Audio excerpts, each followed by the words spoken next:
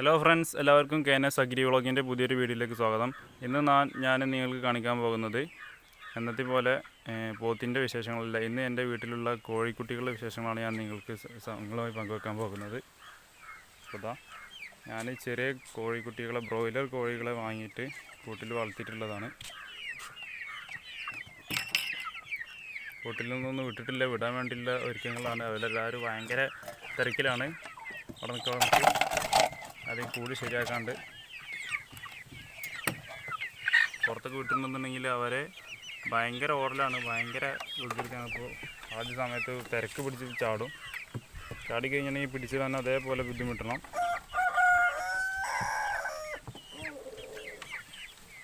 അപ്പോൾ ഫ്രണ്ട്സ്, എൻ്റെ channel subscribe ചെയ്യാത്തവരുണ്ടെങ്കിൽ എത്രയും പെട്ടെന്ന് എൻ്റെ ചാനൽ സബ്സ്ക്രൈബ് ചെയ്യുക. തുടർന്നും ഫാമിംഗ് അഗ്രികൾച്ചറായുള്ള വീഡിയോസ് ലഭിക്കാൻ വേണ്ടി എൻ്റെ ചാനൽ തീർച്ചയായും സബ്സ്ക്രൈബ് ചെയ്യുക.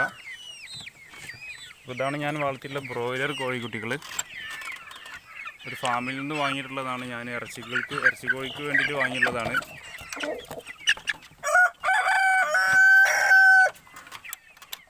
ഈ കൂട്ടിൽ നാടൻ കോഴികളാണുള്ളത്.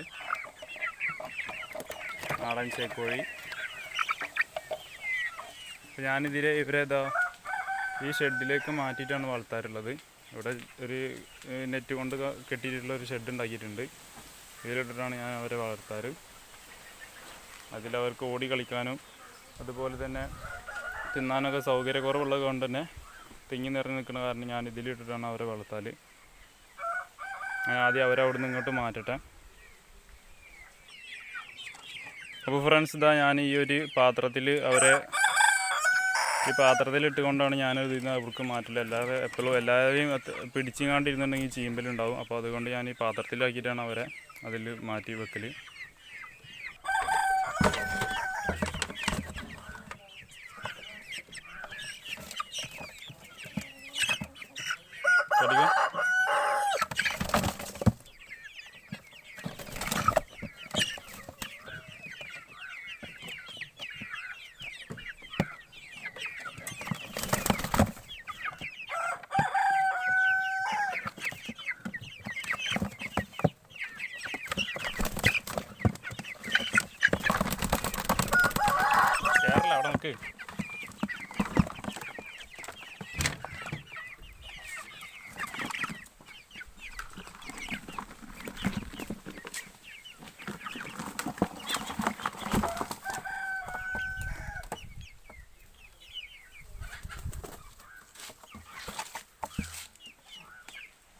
ഫ്രണ്ട്സ്, എല്ലാവരും ഞാൻ അതേപോലെ തന്നെ ഇവിടുന്ന് ഈ പാത്രം ഉപയോഗിച്ചുകൊണ്ട് ഇതിൽ കാക്കിയതിന് ശേഷം ഞാൻ ബാക്കിയുള്ള ഡീറ്റെയിൽസ് ഞാൻ പറയാം.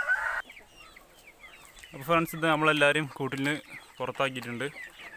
അപ്പോൾ എല്ലാവരും ഷെഡിലിരുന്നത് നന്നായിട്ട് ഓടി കളിച്ചുകൊണ്ടിരിക്കുകയാണ്. തീറ്റ വെച്ച് കൊടുത്തിട്ടുണ്ട്. തീറ്റ ഞാൻ എടുത്തിട്ടുള്ളത് തവിടും ലെയർ മാഷ് അതേപോലെ തന്നെ ഗോതമ്പ് നുറുക്കുമാണ് എടുത്തിട്ടുള്ളത്. ലെയർ മാഷ് നമ്മൾ ശരിക്കും മുട്ടത്തീറ്റായിട്ട് ഉപയോഗിക്കുന്നതാണ്. അപ്പോൾ ഇനി മുതൽ ഫിനിഷർക്ക് കൊടുക്കണം. പുറത്തേക്ക് തലയിട്ടുകൊണ്ടിരിക്കണുണ്ടോ, ഒക്കെ പണി ഉണ്ടാക്കാനായിട്ട് തന്നെ നടക്കുന്നതായിരിക്കണം. തീറ്റയുടെ പൈസ മുതലാവണില്ല. അപ്പോൾ ഫ്രണ്ട്സ്, പ്രധാനമായിട്ട് പറയാനുള്ള കാര്യം, കോഴി വളർത്തൽ ശരിക്കും ലാഭകരമല്ല. കോഴി വളർത്തലിന് തീരെ മുതലാവണമെന്നില്ല. തീറ്റ ഞാനിപ്പോൾ തന്നെ 2500 രൂപയുടെ തവിട് പിന്നെ ലെയർ മാഷ് കൂടി വാങ്ങിയിട്ട് ഇവർക്ക് തീറ്റ കൊടുത്തിട്ടുണ്ട്. ഇപ്പോഴും ഒന്നും ആയിട്ടില്ല, വലിപ്പം വെച്ചിട്ടില്ല. ഇനി ആ ലെയർ മാഷ് ഒഴിവാക്കിയിട്ട് മുട്ടത്തീറ്റ ആയുള്ള ഫിനിഷർ ഉപയോഗിച്ചിട്ടാണ്. അത് കഴിഞ്ഞിട്ടുണ്ടെന്നുണ്ടെങ്കിൽ അതൊരു 500 രൂപക്കോ 1000 രൂപക്കോ വാങ്ങിക്കഴിഞ്ഞിട്ടുണ്ടെങ്കിൽ അപ്പോൾ തന്നെ 3500 രൂപയോളം തീറ്റയായി. അതോടുകൂടി നിർത്താമെന്നുള്ള രീതിയിലാണ്. പിന്നെ ആർക്കെങ്കിലും പിടിച്ചിറക്കുകയോ ചെയ്യുക. ശരിക്കും ഇത് 40 ദിവസം കൊണ്ട് കോഴിയായിട്ട് ഹോർമോൺ കുത്തിവെച്ച് വലുതാക്കുന്ന കോഴികളാണ്. പക്ഷേ നമ്മൾ ഹോർമോണും കാര്യങ്ങളൊന്നും കുത്തിവെക്കാത്ത കാരണം കൊണ്ട് തന്നെ വളർച്ച ഇല്ലയെന്ന് മാത്രമല്ല, തിന്നാൻ കൊടുക്കുന്നതിന് കാര്യം കൂടി വേണ്ടേ. ഇത്രയും രൂപ എമൗണ്ട് ചിലവാക്കിയിട്ട് കോഴി കൃഷി ലാഭകരമാവണമെന്ന് എനിക്ക് തോന്നുന്നില്ല. ഈ കോഴി ഫാമിലെ ആളുകൾക്ക് എങ്ങനെ മുതലാവണമെന്നുള്ളത് എനിക്ക് മനസ്സിലാവുന്നില്ല. ഒരു ഹോർമോണും മറ്റുള്ള കാര്യങ്ങളും കുത്തിവെച്ചിട്ടാണെങ്കിൽ തീറ്റ അതേപോലെ തിന്നാനും കൊടുക്കേണ്ടതായിട്ട് ഞങ്ങൾക്ക്. എന്തായാലും അടുത്ത നല്ലൊരു വീഡിയോയുമായിട്ട് നമുക്ക് വീണ്ടും കാണാം. എന്തായാലും വലുതാവുള്ളവർ വലുതാവട്ടെ. നമുക്ക് നല്ലൊരു അടിപൊളി വീഡിയോ ആയിട്ട് അതിന് വീണ്ടും കാണാം. ഓക്കെ, അപ്പോൾ ഇതുവരെയായിട്ടും ചാനൽ സബ്സ്ക്രൈബ് ചെയ്യാത്തവരുണ്ടെങ്കിൽ എത്രയും പെട്ടെന്ന് ചാനൽ സബ്സ്ക്രൈബ് ചെയ്യുക.